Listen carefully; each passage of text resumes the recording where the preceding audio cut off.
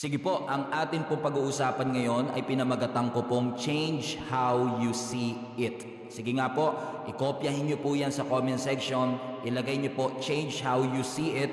Maybe you can put your name on it. Let's say for example, Stephen, Change How You See It. Or Christine, Change How You See It in the comment section. That's the message that God has for us today. And we are going to talk about perspective. And probably you heard a lot of preachings about perspective.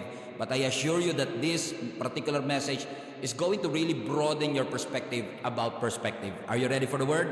Okay, Ephesians chapter 2 verse 10. Okay? Ephesians 2 verse 10. While you are turning, please continue sharing or tagging your friends and family. We're just starting po sa word. So kung kayo po ikakarating pa lamang, we welcome you. You haven't missed a lot yet, but here we are. We are ready for the word. Ephesians 2 verse 10.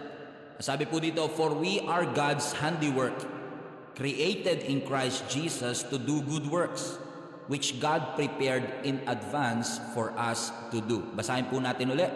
For we are God's handiwork, created in Christ Jesus to do good works, which God prepared in advance for us to do. May question po ako bago tayo makapagpatuloy. As I've said, ang ating pong pag-uusapan is change how you see it. Ang tanong ko po sa inyo, sa palagay po ba ninyo, kailangan ng mundo ng pagbabago? Amen? Yung mundo po bang ginagalawan o tinitirhan natin, sa palagay po ninyo ay nangangailangan ng pagbabago? Kapag nakakakita po kayo ng mga taong nagugutom, pag may mga nakikita tayong mga taong namamatay o pinapatay ang kanilang mga sarili, kapag nababalitaan at nasasaksihan natin ang korupsyon, sa palagay nyo ho ba kailangan ng mundo ng pagbabago? I believe we all desire for change. In fact, most people desire to see change in our world. In fact, even those who kill wanted to see change. Kaya sila pumapatay, sometimes it's because they want to see change. Even those who are involved in wars o sa mga gera is probably involved in a war because they want to see change. So most people desire to see change in their world or in their life. At nakakamanghang malaman na kung meron man tayo mga gustong pagbabago sa mundong ginagalawan natin, hindi po ito nangangailangan ng unggoy o ng kabayo. Kailangan lang tayo ang mag-desire na magkaroon ng pagbabago. Hindi naman siguro natin na-imagine na yung mga unggoy ang magpoprotesta sa Department of Labor and Employment. Hindi naman natin siguro ini-expect na yung mga dolphin na magpapakain sa mga nagugutom. No? Tayo mismong mga tao na anak ng Panginoon, I believe, ang gagamitin niya para magkaroon ng pagbabago ang mundong ating ginagalawan. Nakakatawa pong isipin, ang sabi po ng survey, 60% daw po ng mga young people, they care about the world or they care about the change that we need in this world. So ibig sabihin, kung 60% of young people care about the world that we live in, that makes me happy. Ibig sabihin kasi, ang future ng isang bansa, ang future ng isang organization o ng isang pamilya ay bright, maganda. Kung ang mga taong nakatira o nabubuhay sa kasalukuyan ay may malasakit sa mundong kanyang ginagalawan. Di ba po yan naman ang dahilan kung bakit tayo nagpe-pray in the first place? No, nagpe-pray tayo hindi lang para i-manipulate ang Panginoon sa kanyang kalooban, pero naniniwala ko many of us are praying to the Lord because we long to change our world. We long to change our home. We long to change our future. Na kung bibigyan lang tayo ng pagkakataon na makapagsimulang ulit, I'm sure marami ho sa atin ang magsisimulang ulit para maiayos po natin ang ating buhay at makapagsimula from scratch. Taas kamay nga po, raise hand emoji sa lahat ng kung bibigyan lang kayo ng Diyos ng pagkakataon na makapagsimula ulit, babaguhin nyo at aayusin nyo ang maraming pagkakataon o sirkumstansya sa inyong buhay. Maaring sinasabi ninyo, hindi ko gusto yung mundong ginagalawan ko, hindi ko gusto yung bahay na tinitirhan ko, hindi ko gusto yung mga magulang na binigay sa akin, hindi ko gusto yung karir na tinatahak ko, hindi ko gusto yung bansang tinitirhan ko. I don't like the world I see.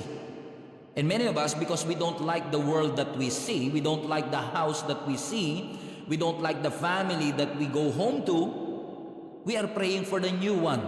We are praying for a new job, we are praying for a new family, unfortunately. We are praying for a new home, a new church for that matter. Alam nyo, hindi kayo nag-iisa sapagkat, alam nyo, because of the wickedness ng mga tao back in the day, nung panahon po ni Noah, even the Lord, ang sabi ng scripture sa Genesis chapter 6, regretted, pinagsisihan ng Panginoon in essence, o pinanghinayangan ng Panginoon na nilikha niya ang tao because of how wicked the people were noong unang panahon. At dahil dito, alam naman po natin ang storya dahil ang Diyos ay hindi nalugod sa paraan ng pamumuhay ng mga taong nandoon noong unang panahon. Nagpadala siya ng matinding baha. Amen? At sabi ng scripture, yung kanyang pamilya lamang at ilang pares na mga hayop ang natira pagkatapos nito. Imagine niyo to. May mga taong nabubuhay na noon, may kultura na, may lingwahe na, pero just because God regretted that He created man and He saw how wicked the world was, abay ginunaw ng Panginoon ang mundo sa pamamagitan ng baha na para bagang nagsimulang uli. Napansin niyo na ba? Parang nagkaroon ng fresh start. Parang mayroong bagong mundo. A new opportunity to make things right. Di ba ganyan tayo?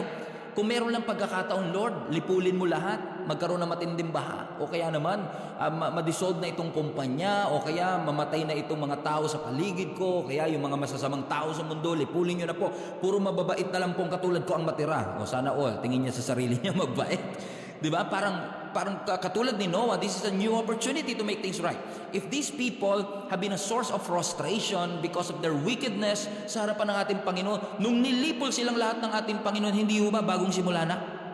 Nagkaroon sila ng bagong mundo na wala na yung mga taong wicked, ang natira na lang ay yung tapat na pamilya ni Noah at yung mga hayop na pinili ng Diyos na matitira. Pero kung babasahin po ninyo ang Bible, after the flood, pagkatapos ng baha, kung saan nagkaroon sila ng bagong simula, ano po ba ang susunod na nangyari? Okay? Kung alam po ninyo ang Bible ninyo, after the flood, ang susunod na nangyari, naglasing si Noah. Imagine ninyo, no? Nagkaroon siya ng bagong mundo, pero ang unang-unang ginawa nila, in essence, isa sa mga unang ginawa nila after the flood, naglasing si Noah. And this scandal, hindi ko nasasabihin sa inyo, just read the Bible, nagkaroon ng scandal between Noah and his family, at tong scandal na to ang nag-divide sa kanilang buong pamilya. Now imagine niyo to. Nagkaroon sila ng bagong simula, pero dala-dala pa rin nila yung kanilang lumang attitude. Dala-dala pa rin nila yung kanyang lumang habits. Ibig sabihin, kahit pala baguhin ko yung mundo ko, kung hindi magbabago ako, hindi pa rin mababago ang mundong ginagalawan ko, kahit magbago pa siya. Kahit may fresh start, kung dala ko pa rin yung old habits, my world will not change. Kahit magbago ng taon, kung hindi magbabago ugali ko, ay hindi magkakaroon ng pagbabago ang mundong ginagalawan ko. Ibig sabihin, lahat may desire sa pagbabago. Pero kailangan muna nating baguhin yung ating sarili. We need to change our world first. We need to change our attitudes first. No? Our characters first. Amen? And because of that, God will show Himself to you. Right where you are. Magugulat ka that even though hindi magbago yung mundo, as long as ipinakita ng Panginoon ang kanyang sarili sa iyo, ay magkakaroon po ng tunay na pagbabago ang ating mundo. Amen? Lagay nyo nga po sa comment section, parang pakiramdam ko ako topic today. Amen? Imagine niyo si Noah, nagkaroon siya ng bagong simula. Nagkaroon ng kanyang pamilya ng bagong simula, pero isa sa mga pinakaunang ginawa nila ay nagkamali sila sa harapan ng ating Panginoon. At maaari sinasabi niyo, Pastor, yung sinasabi mo na yan na magbago ako para magbago ang mundo ko, hindi mo alam ang mundong ginagalawan ko. Pastor, hindi mo alam what's happening in my world or in the other side of this world. Sa totoo lang, Pastor, hindi mo alam na napakahirap pong umuwi sa isang bahay na magulo, tumira sa isang pamilya na hindi magkasundo-sundo, magpatuloy na magtrabaho habang wala kang financial provision, magpatuloy na mabuhay hanggat alam mong meron kang nilalaban ng sakit or anything. Sa totoo lang, Pastor, kung titignan ko yung mundong ginagalawan ko, hindi ko po gusto yung nakikita ko. Parang gusto ko pong magpalit ng view. Parang gusto kong makitang magkaroon ng change yung nakikita kong bagay sa aking kapaligiran. Kung pwede lang, baguhin ko yung pamilya ko, asawa ko, mga anak ko, baguhin ko yung trabaho ko, baguhin ko yung career ko. I want to change my view. I want to change what I see. At totoo po yan because ang view o ang perspective, ang nakikita natin is really affecting our, sabihin na natin, performance, the way we see life, the way we decide, the way we action, yung mga action natin, it affects our life because view is everything. Amen? Everybody say view is everything. Bakit view is everything? Di ba? Kasi pansinin ninyo, no? Ang mga tao nagpapakamatay, okay, na makabili ng bahay na may magandang view, no? Magpapakamatay na magtayo ng isang restaurant na may isang view o pumila sa isang restaurant na may magandang view because view is everything. Okay? Lagay nyo nga po sa comment section, for example, ano yung mga famous tourist attraction na meron sa area ninyo? For example, if you are living in Egypt, most probably ang tourist spot na makikita mong view dyan ay yung pyramid. Okay? The Great Pyramid. O kung nasa China ka, for example, the Great Wall of China, let me know in the comment section, ano itong mga bagay na ito na famous tourist location in your area na lagi mong nakikita. Because what you see is everything. View is everything. As I've said, people are dying na pumila, bumili, makipaghabulan, no? Para lang mahabol yung magandang view sa Tagaytay o magandang view sa may Baguio o magandang view to wherever you are in the part of the world. That we are dying for it because pakiramdam natin maganda yung view na yon. Kasi pakiramdam ko, Pastor, ang liit ng bahay ko, ang init pa. Because that's what I see. Lagi na lang kaming walang pera. Yan yung lagi ko nakikita. Lagi na lang ako minamaliit. Lagi na lang akong late. Lagi na lang ako huli. Lagi ako napag-iiwanan. Lagi na lang akong talo. And I don't like what I see. Amen? What are those things that you wanted to see? For example, si Ramil, sa kanila yung mga Red Sun. Okay, kay Kyle sa Mount Pulag. O si Melly J, Mountains. Or Vitalis. Or Tokyo Tower. Or anumang bagay na yan, no, that you are seeing is affecting your perspective. So hinahabol mo kung merong magandang perspective. And unfortunately sa buhay natin parang ganun din. Pag nakikita natin yung iba, na pakiramdam natin meron silang mas magandang view, mas maganda yung buhay nila, mas angat yung kanilang buhay, hindi compare sa bahay namin, ang liit-liit na nga, ang init pa, this is what I see, I don't like what I see, I don't like what I feel insignificant, I feel like I am faceless. So ayoko na sa mundo. Gusto ko yung mundo nyo. Gusto ko yung view dyan. Gusto ko yung buhay ninyo dyan. Ayoko na dito sa buhay ko. Kaya iba, magpapakasal na nga lang ako para makaalis na ako dito sa impyernong buhay na ito. Gusto ko na maging independent. No? Bubukod na ako sa mga magulang ko kasi hindi ko gusto yung nakikita ko sa aking pamilya.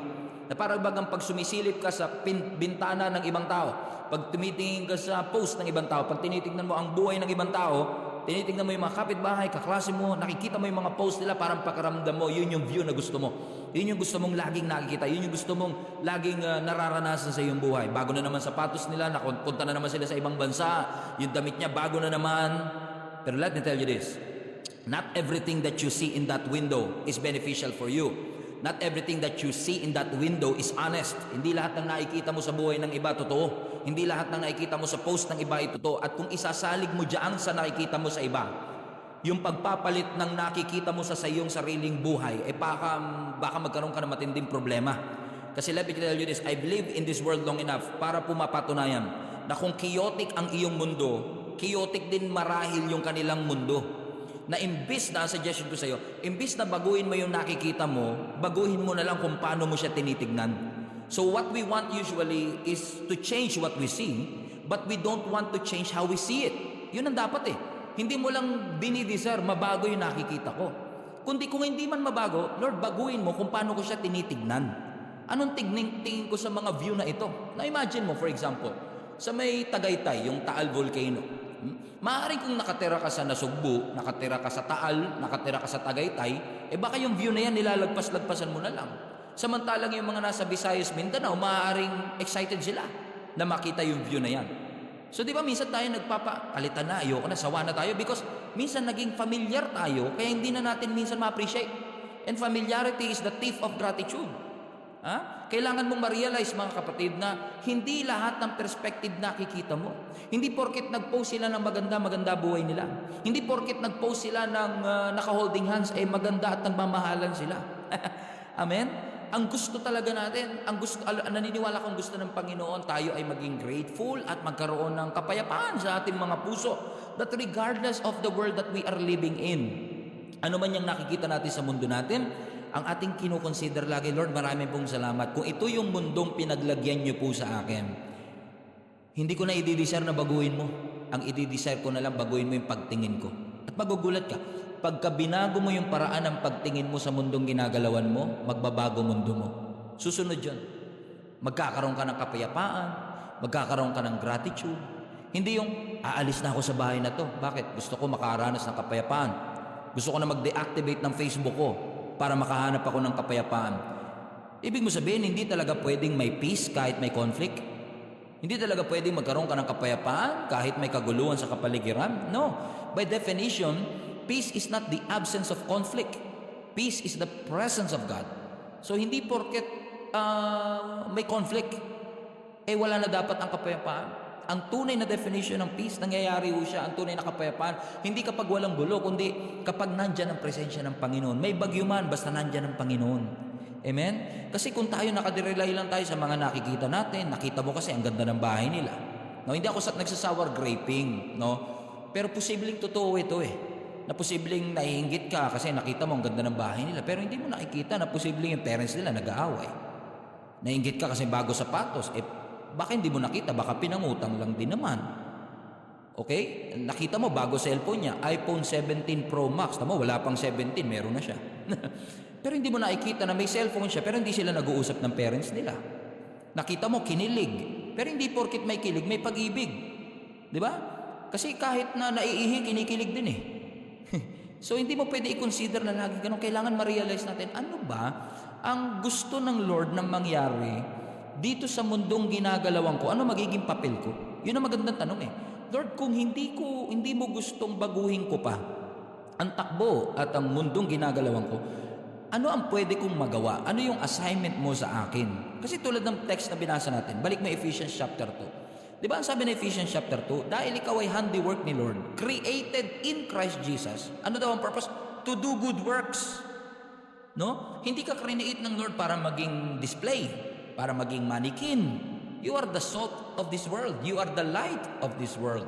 At dahil tayo ay nilikha ng Panginoon, handiwork ka, specialty ka ng ating Panginoon, binigyan ka niya ng good works as an assignment. Kasi sabi ng scripture, which God has prepared in advance for us to do. Hindi ka pa nag-i-exist, yung purpose mo meron na eh. So ibig sabihin, may assignment ang Diyos para sa atin, and that is to do good in the world that we are living in.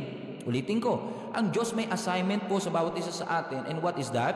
To do good in the world that we are in. Kasi ang world mo, ang mundo mo, punong-puno ng kalituhan, chaos, chaotic, punong-puno ng takot, punong-puno ng shame, ng anxiety. Unfortunately, many of our world, halimbawa, perspective natin, madalas ang perspective natin is limited sa mga nakikita mo lang sa screen sa cellphone mo. So dahil hindi ka naman nakarating doon, di mo naman napuntahan, kung ano yung nakita mo minsan sa screen, yun na yung pinaniwalaan mo. Kinainggitan mo, yun na rin ang naging reason ng frustration mo. So ang mundo mo minsan limited by the friends that you have on Facebook.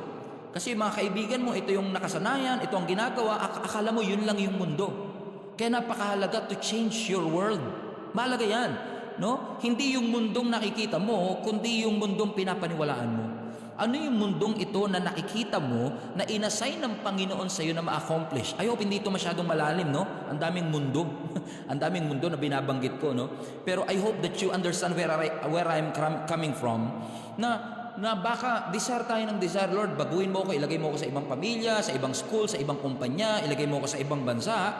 Pero it's not really the world that we see. It's the world that ano yung mundong pinapaniwalaan mong ibinibigay ng Panginoon? Baka naman posible siya kahit nandyan ka kung gagawin mo yung assignment na pinapagawa ng Panginoon. Amen? Yes. Sa tingin mo, sa unang tingin, the grass is greener on the other side. The world outside your window is better than your world inside your house. Pero baka hindi pinapakita yung gulo, yung misunderstanding. Kailangan buksan natin yung mata natin. Na minsan kasi, alimbawa, for example, sa ating bansa, no? Obviously, ang bansa natin may mga kahinaan, may mga bagay sa ibang bansa na gusto mong mangyari sa ating bansa. For example, transportation system, lalo sa Asia, napakaganda ng karamihan, mga karatig bansa natin, magaganda ang kanilang mga transport system, at madali sa ating maging ungrateful sometimes, na pag uwi mo ng Pilipinas, malulungkot ka kasi ganito yung transportation natin. And I'm not trying to be hypocrite here because sometimes naisip ko rin yun. Pero you have to understand na maaaring yung nakikita nating mundo doon sa ibang bansa, sa Facebook, sa screen ng cellphone natin, is actually limited. Baka hindi lang na ipapakita yung chaos na meron din sa atin. Kasi alam nyo, na-realize ko, na base na rin siguro sa pagkakataon at pribilehiyong binigay ng Panginoon sa akin, na makapunta ng ibang bansa, minsan, sa ibang bansa may traffic din eh. Sa ibang bansa, mahaba rin naman ang pila sa immigration. Sa ibang bansa, may mga snatcher din naman. Diba? So, hindi ko sinasabing i-deny na natin, wag na natin baguhin. Ayoko ma-misinterpret nyo ako. Pero ang gusto ko ipaliwanag sa inyo that we are all living, all of us, in the whole wild world, all of us are living in a dying and a fallen world. Lahat ng mga chaotic, lahat ng mali na nakikita natin sa mundo, including the attitude of the government official, including the fallen world that we are, is because our world is fallen. Ano ang aasahan mo sa mundong pabagsak? Diba? Ibig ko lang sabihin, kung yung mundo pabagsak na, wag mo na sabayan. Diba? So, ang mundo natin full of pain, full of disappointments, We are living in a world of anxiety. We are living in a world of chaos. Amen ho ba doon? So, hindi porket nakakita ka ng nag-holding hands. Uy, relationship goals. Baka tinutulungan lang tumawid. Kaya nag-holding hands. Kasi di ba perspective siya eh. So, hindi mo pwedeng sabihin, I want to be part of your friendship. I want to be part of their friendship for that matter. Ayaw mo na sa kaibigan mo kasi gusto mo malipat dun sa ibang magkakaibigan kasi pakiramdam mo, yayamanin sila, cool sila. But it's not just always about what you see. It's all about how you see things. How you see it, how you view the things that you have in your life. Alam mo, isa yan sa mga bagay na natutunan ko. Siguro pag tumatanda ka, natututunan mo yan. Kahit ako, for example, nakarating na sa isang lugar, kapag ka namasyal ako dun sa lugar na yun, kung ano yung napuntahan ko na, minsan pinupuntahan ko pa rin. Alam niyo kung bakit? Kasi iniisip ko na oo, napuntahan ko na siya, pero maraming tao na nangangarap na mapuntahan yung napuntahan ko. So parang sa palagay ko lang, parang binigyan ako ng pagkakataong makabalik. So kung binigyan ako ng Lord ng pagkakataong makabalik, di ba balikan ko? Kasi yung iba nga hindi na nakapunta dun in the first place. Naunawaan niyo yung sinasabi ko mga kapatid? That instead of being ungrateful to whatever that you have, maybe it's time for us to realign our focus and view things from a different perspective. Is this making sense? Di ko alam kung nandyan pa kayo. Tingnan, sige nga. Bago tayo magtuloy, let me know in the comment section. Okay, mag-interaction lang. 2 minutes. Sabi ni Kitty and Orange, don't be deceived talaga sa mga nakikita mo sa paligid or sa social media. I agree. So si Kyle, sabi niya, perspective is everything. Si Chai, sabi niya, is how you see things, not what we see. And then tinag niya si Joyce. So that's exactly right. That's the point that I'm trying to make here because napakahalaga ng perspective natin. Amen? Tignan niyo po ang Matthew chapter 6 verse 22. Look at this verse. These are beautiful. This is a beautiful verse. Ang sabi ng Matthew chapter 6 verse 22. Sige nga po, sabay-sabay nating basahin kahit hindi ko kayo naririnig. Your eyes are windows into your body. If you open your eyes wide in wonder and belief, your body fills up with light. Ang sabi ng scripture, yung mata daw natin, tulad ko, yung mata ko maliit lang yan eh. Pero kahit maliit lang o yan, matalas yan, no? Malinaw naman yung mata ko, no? At ang sabi ng scripture mismo, yung atin daw pong mga mata, yan ang bintana ng ating katawan. Kung bubuksan mo ng malaking-malaki yung mata mo, in wonder and belief, meaning yung talagang may amazement, may gratitude, di ba? You're always looking for something to be grateful for. Aba, yung katawan mo mapupuno ng ng ilaw. Bakit? Kung titignan nyo mabuti yung verse, ang sinasabi lang ng scripture, yung mata mo ang entrance, ang mata mo ang gate ng puso. Yan ang gate papunta sa puso mo. So kapag kung ano nakikita mo, yan yung papasok sa puso mo. So, biologically speaking, kung yung mata mo healthy, yung buong katawan mo will be full of light in essence. Pero, listen to me, pero pwedeng 20/20 ang vision mo, pero hindi healthy ang perspective mo. Guess ya? So, iba yung healthy vision sa healthy perspective. So, hindi ko kayo tinuturo ang magkaroon ng healthy vision, hindi naman ako ophthalmologist. Pero ang tinuturo ng Biblia, hindi yung malinaw lang mata mo. Dapat malinaw perspective mo. Base sa nakikita, kasi baka mamaya malabo eh. No? Mayaman ka, malabo pa rin tingin mo. Mapalad ka sa napangasawa mo, ang labo ng tingin mo. Mapalad ka sa mga anak mo, sa mga magulang mo, sa bahay mo, pero baka iba interpretation mo. So hindi porket healthy ang vision, healthy ang perspective. Posibleng healthy ang iyong vision, 1920 pa nga ang vision mo, pero ang iyong perspective malabo. Amen? Bigyan ko kayo ng perspective. Ibig sabihin, for example, kahit na hindi ka maraming followers, kung may Facebook account ka, ibig sabihin pa rin nun, you can make a difference. Hindi pagiging viral, kundi hindi dapat ang purpose ng mga Christian, hindi pagiging viral, kundi pagpe-pray ng revival para sa iyong pamilya. Hindi pagiging sikat, kundi pagiging angat. Hindi pagpapahid ng lotion, kundi ang cheesy na yata. Di ba? Kasi minsan gusto baguhin ang perspective. Kaya kahit anong kusot mo sa mata mo, walang nangyayari. Kasi baka mamaya, malinaw nga ang mata mo, pero ang perspective natin posibleng malabo. So kung gusto mo mabago ang mundo mo, ito ang tip ko sa iyo. Okay? Basahin ninyo. If you want to change your world, you don't need another view. You need a healthy perspective. Posible ha? Hindi ko sinasabing absolute rule to. Kaya baka naman talagang pinapalipat ka na ng Lord ng ibang bansa. Baka naman talagang pinapalipat ka na ng ibang trabaho. Pero on most cases, Baka ang gusto lang ng Panginoon sa iyo, magkaroon ka ng healthy perspective doon sa trabaho, sa pamilya, kung saan naroroon ka. It's not about just surviving or getting, pastor, para makasurvive. Hindi. But growing through it. Hindi lang yung dumadaan ka sa kung ano man meron ka, kundi lumalago ka doon. No? Sa pamamagitan ng mga perspective mo, lalago ka sa pananampalataya mo. At kapag tinitignan mo siya sa kakaibang paraan, lumalago ka sa pananampalataya mo. Kasi kahit sino ka pa, kahit ano ka pa, kahit anong karir mo, pwede kang gamitin ng Panginoon para sa kanyang kalwalatian. Huwag mo isiping bata ka pa. Baka maling perspective yan Amen? Kasi ngayon, nagsasalita sa harapan ninyo. Nagsimula ako maging youth pastor at the age of 16 years old po. Nagpastor ako ng simbahan ng Jesus Alive Kamanaba at the age of 27 years old. Sa pamantayan ng mga church world, batang-bata pa po yan. Pero kahit na bata, pwedeng gamitin ng Panginoon kung ikaw lang ay magiging willing na magpagamit. Kung lagi ako magrereklamo na ang titigas ng ulo ng mga member, wala ang budget ang simbahan, o kaya nag-pandemic, ano nang gagawin namin, hindi kami makapag-gather. Kung lagi lang ako mag-i-excuse, wala mangyayari. Pero alam mo, binigyan ng Lord ako personally at yung mga leaders ng simbahan na pinagpapastoran ko ng malinaw na perspective, and thank God.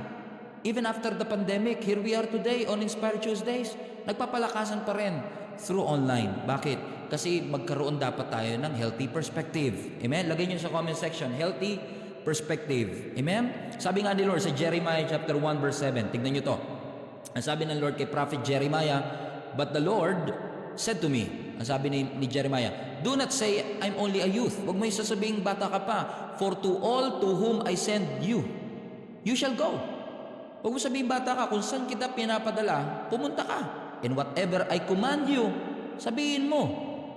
Kasi kung di nyo kilala si Prophet Jeremiah, dalawa problema niyan Una, batang-bata siya nung tinawag siya maging propeta.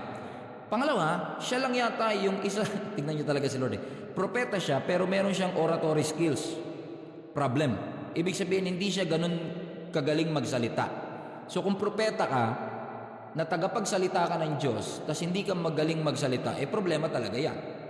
So pero hindi lang siya bata, may problema siya sa kanyang oratory skills. So, matinding problema yan. Pero ano sinabi ng Panginoon? Basta gawin mo lang yung pinapagawa ko. Basta sabihin mo lang yung pinapasabi ko.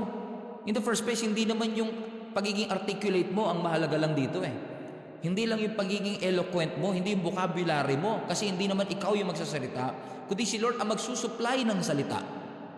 Amen? Sa mga sasabihin mo. Pag tinignan mo pa si Prophet Jeremiah, tignan mo yung background story niya, hindi mo aakalain pwede siya maging prophet. Galing ba siya sa priestly family? Medyo. Pero hindi katulad talaga ng kasi nasa Benjamin tribe siya So hindi parents ang naging basihan, hindi family background ang naging basihan, hindi board of directors ang nag-assign sa kanya. Diyos ang tumawag sa kanya. In fact, kung titignan niyo yung previous verses before verse 7, makikita ninyo na ang sabi ng Panginoon, pinili na siya bago pa man siya ipanganak. Diba? Before I formed you in your mother's womb, ang sabi ni Lord, I knew you, I set you apart. Ibig sabihin, hindi po siya pinapanganak, may plano ng Panginoon sa kanya. Pero ano nakita niya sa perspective niya? Hindi ko kaya. Pero ano sabi ng Panginoon? Huwag mo isiping bata ka, yan yung nakikita mo. Pero yung perspective ng Diyos ang mahalaga. From where God sits, yun ang pinaka-importante sa lahat. Saan ba nakaupo ang Panginoon? And since it's the Lord who called us, kung si Lord ang tumawag sa atin, si Lord lang makakapag-disqualify sa atin. Hindi ka pwedeng i-disqualify ng iba kung si Lord tumawag sa iyo. Amin po ba mga kapatid? So I want to encourage somebody. Maybe there are some leaders up here na nakikinig sa akin. Maybe you are frustrated, hindi mo alam kasi parang pakiramdam mo, your church is not big enough, your volunteers are not that many, pakiramdam mo kulang sa resources, kulang sa budget. Pero sinasabi ng Panginoon, huwag kang mag-alala sa kinabukasan because the grace that you need will be there when you get there. Lahat ng grace na kailangan mo doon sa pupuntahan mo, makukuha mo pag nandun ka na. Pero pag nandito ka, hindi mo talaga muna makukuha. Kailangan mo muna sumunod. So yung grace na kailangan mo, darating yan. Pero pag nandun ka na. Amen? Yan yung po yung lagi kong sinasabi. I'm not trying to make this message about me. Pero yan na lagi kong sinasabi. No, I'm 39 years old na po. At pagka ako 39 na, pag binabalikan ko po yung Stephen na 19 years old, at kakausapin ko siya at sasabihin ko sa kanya, alam mo Stephen, 20 years later, you are going to host an Inspire Tuesday.